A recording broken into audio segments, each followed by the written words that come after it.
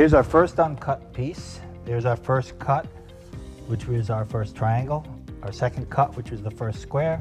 Third cut was our next triangle. And it creates that pattern. You'll notice that none of the shingle lines line up. And that's the way it's supposed to look. So what we're going to do is we're going to start in this corner over here, and we're going to carry our book around, and we'll carry it all the way around to the other end of the building, and then what we'll do is we'll come back with whatever's left over and we'll start up again. We may or may not have to cut another book. We don't know until we get our return pieces. And there's very little waste when you use this system. So let's get our first pieces up. This piece will end up over here. And this piece is our first piece up.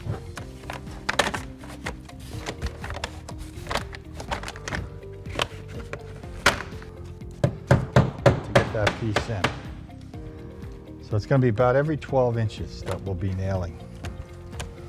Don't nail tight.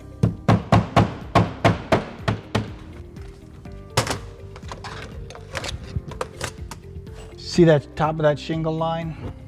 The bottom of our shingles need to butt right up against it for a realistic look.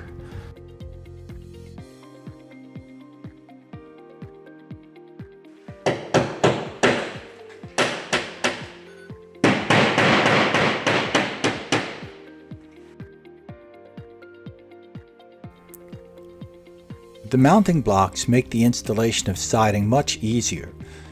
By providing a removable face trim, the cuts can be made around the block, and when all of the cuts are finished, then the face trim can be installed after the siding is complete.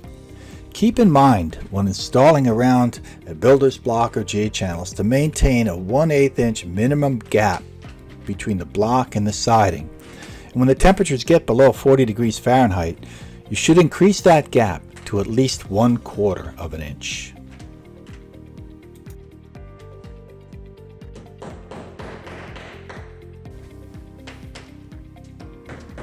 When installing the shingles, it's best to run 4 rows at a time so you can continue to repeat that book pattern as you go around the wall.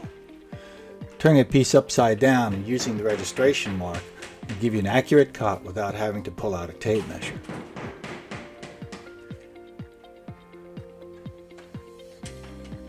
Cutting around the builder's block, again use the piece as a template. Using your snips, it's very easy to cut around the builder's block, lock it into place, making it much easier than working around J-channel. Continue to nail off every 10 to 12 inches, keeping those nails centered and not too tight up against the wall so that the panel is free to move during temperature changes. Again, in your inside corners, maintain that 1/8 of an inch to 1/4 of an inch in cold temperatures clearance for best performance of the material.